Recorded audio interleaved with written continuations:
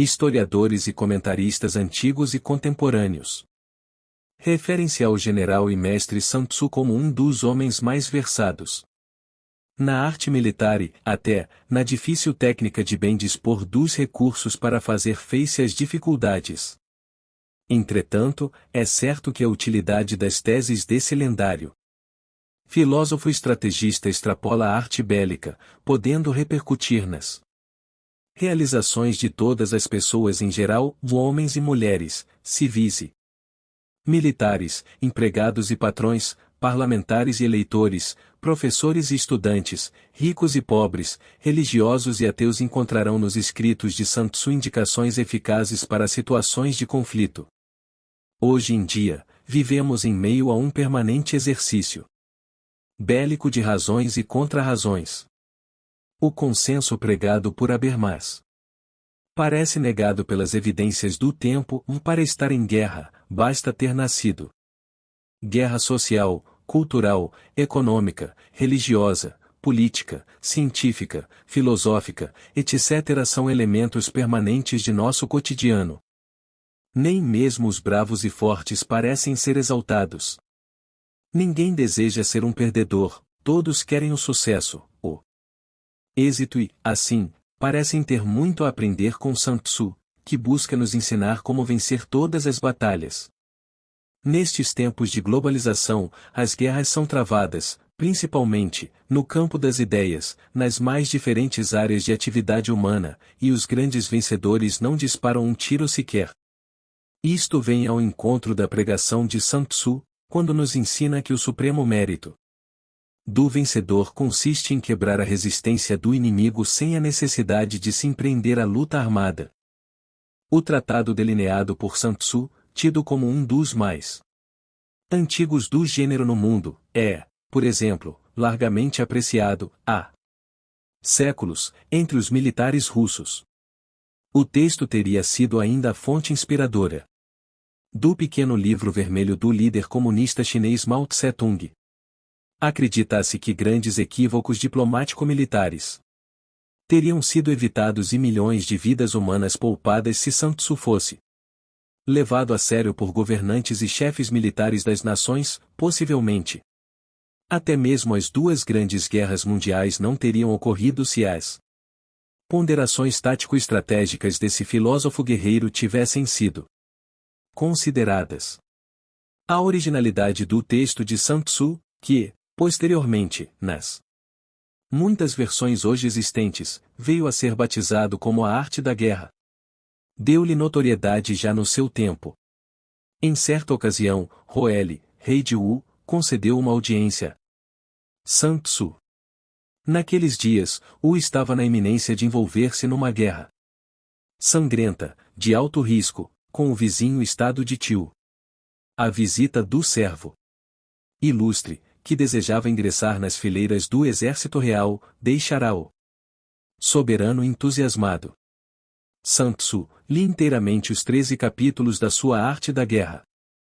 Será que poderia realizar uma pequena experiência de controle do movimento de tropas?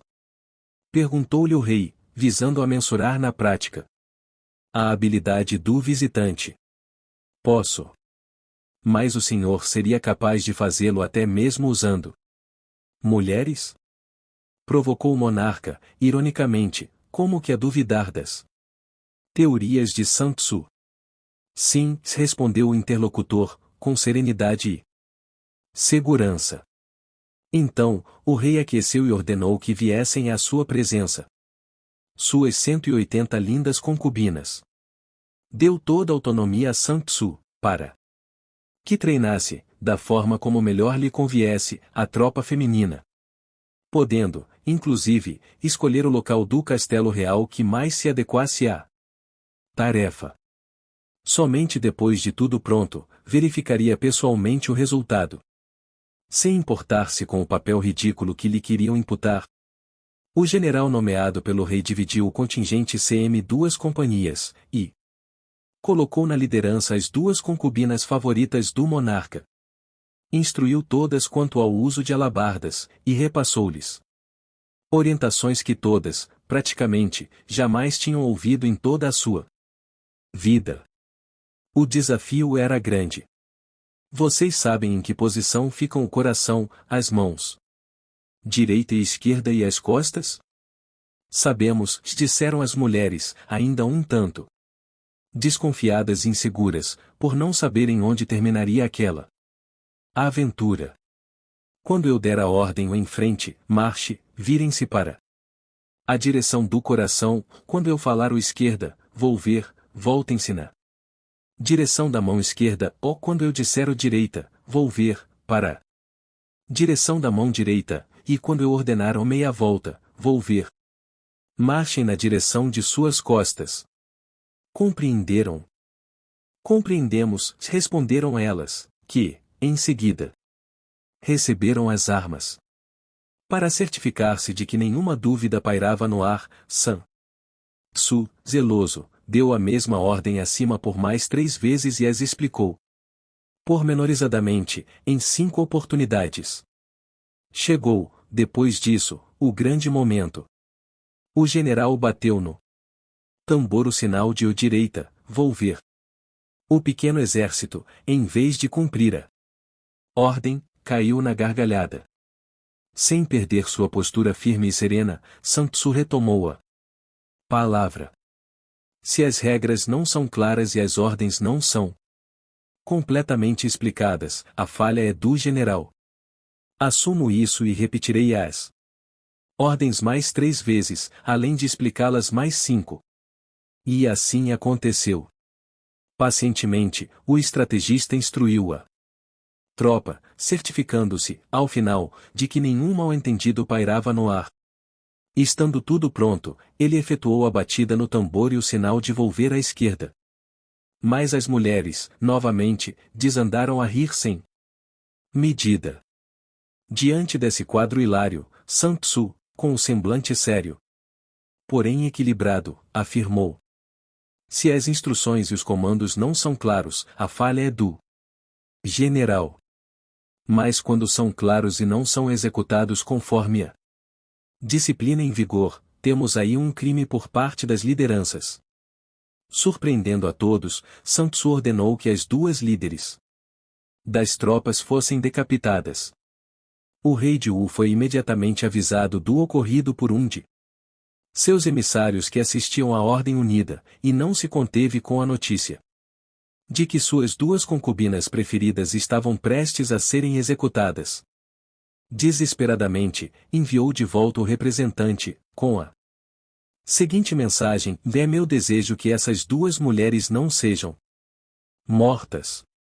Sun Tzu não cumpriu a contraordem, argumentando que não considerava sensato, da parte do rei, mudar de ideia quanto ao fato de ter lhe dado plenos poderes sobre aquela legião feminina. Seu servo já recebeu a nomeação real e, quando o general está à frente do exército, não precisa acatar todas as ordens do soberano. Asseverou.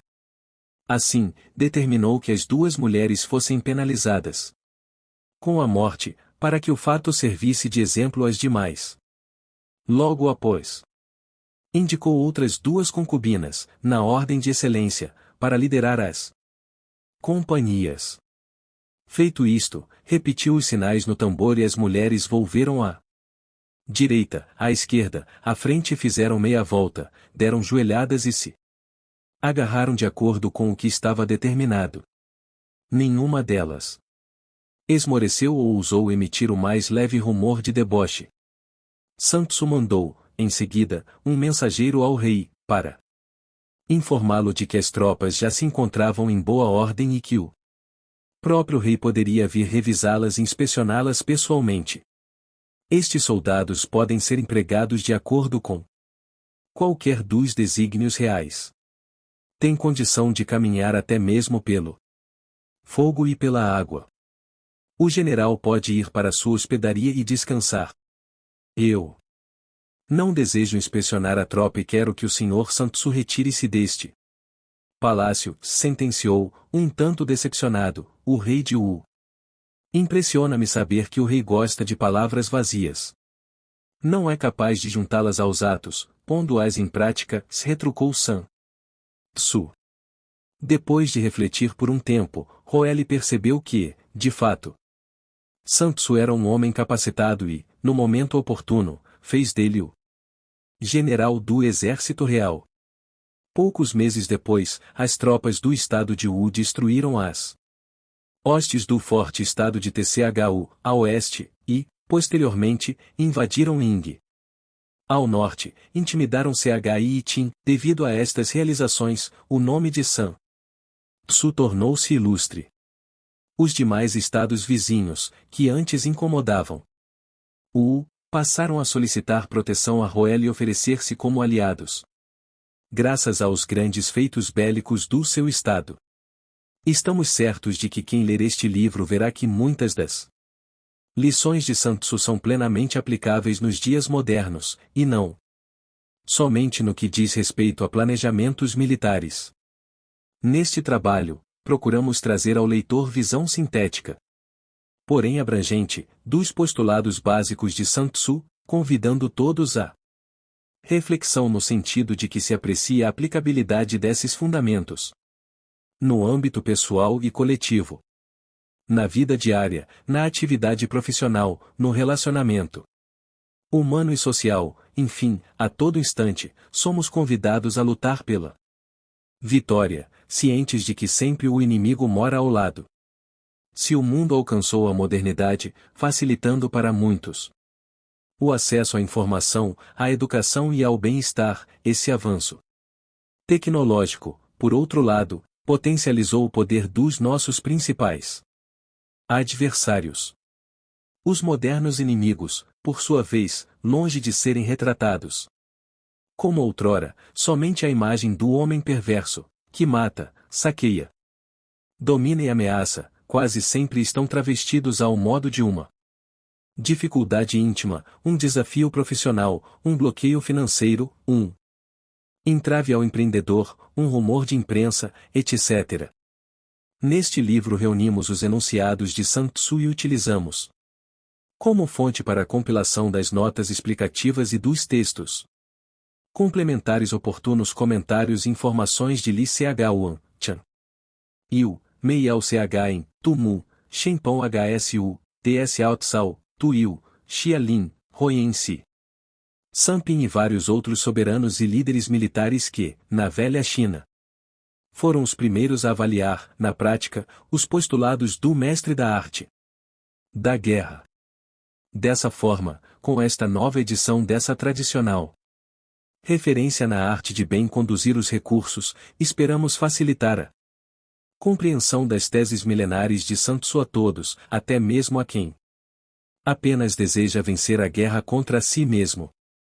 E lembre-se, você é o seu próprio general. Então, tome agora a iniciativa, planeje e marche decidido para a vitória.